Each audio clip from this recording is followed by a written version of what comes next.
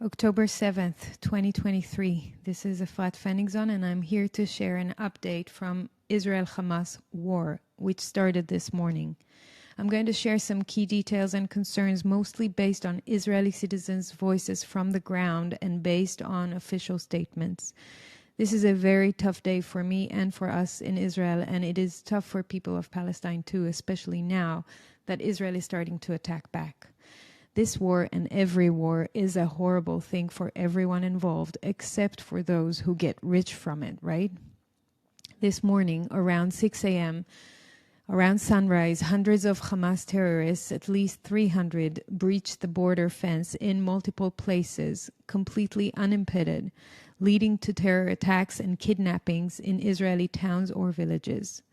The terrorists infiltrated a significant number of dry land outposts, as well as a naval infiltration point in Zikim.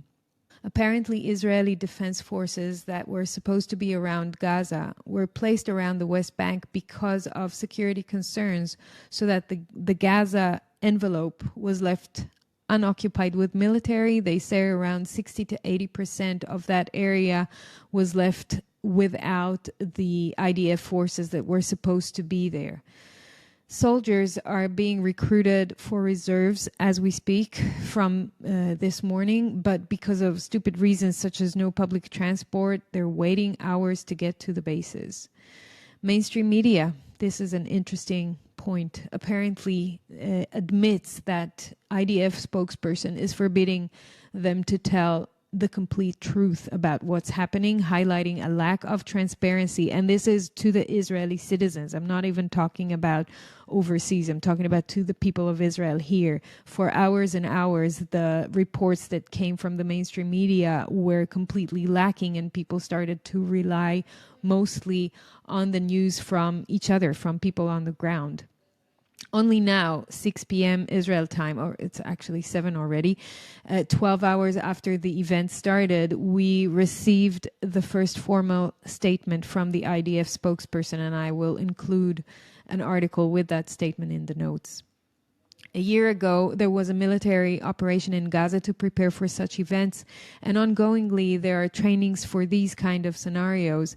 This raises serious questions for me anyway about Israeli intelligence. What happened? 2 years ago, there was a successful deployment of underground barriers with sensors to alert exactly on these kind of terrorist breaches. Israel has one of the most advanced and high-tech armies. How come there was zero response to the border and fence breaching? I cannot understand that. Personally, I served in the IDF 25 years ago in the intelligence forces. There's no way, in my view, that Israel did not know of what's coming. A cat moving alongside the fence is triggering all forces. So what happened to the strongest army in the world? How come border crossings were wide open? Something is very wrong here. Something is very strange. This chain of events is very unusual and not typical for the Israeli defense system. With the recent normalization efforts of Israel and Palestine led by Saudi Arabia, I wonder whether a prisoners exchange deal is something that could only be seriously considered by Israel if a shocking event like that happened. Is it a possibility that only with Israel hostages it can be justified to release dangerous prisoners from Israeli prisons? I don't know. Mainstream media reported that Deputy Hamas leader Salah al-Aruri suggests using Israeli prisoners for leverage in negotiations. So maybe. A point about the situation in Israel in the past few years, which I want to make, is related to and those who follow me know that there's a general sense of insecurity in Israel. There's political and social instability and unrest. Public funds are being misused on agendas such as COVID, climate, judicial reform, abolishing cash, and many more. The current government is highly corrupt in my view, while the previous one was no better. I don't care about having a popular opinion. I care about exposing evil forces wherever and whomever they are. So to me, this surprise attack seems like a planned operation on all fronts.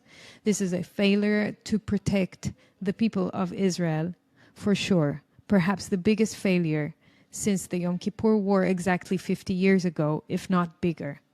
By the way, is it a coincidence? It's exactly 50 years ago, almost on the day. The Yom Kippur War was on October 6, 1973. If I was a conspiracy theorist, I would say that this feels like the work of the deep state. It feels like the people of Israel and the people of Palestine have been sold once again to the higher powers that be. At the same time, this is still very, very difficult to fathom. Have a good evening.